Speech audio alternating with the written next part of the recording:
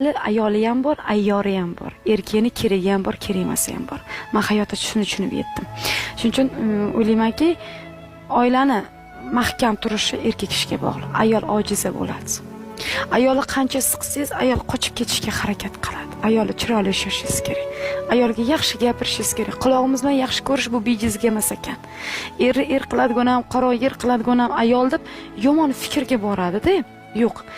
Ayolni ham chiroyli gapirib boshqasiz, ayol siz ertaga duoda bo'lasiz, ko'karasiz. Bu narsa bor narsa.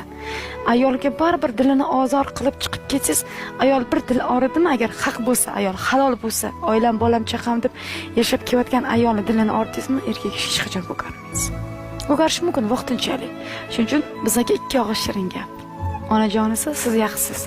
Sizdan boshqa hech kim kerak emas siz, olam guliston to'g'risi. Ko'ngilchanlik tegdi jonimga. Yaqinlar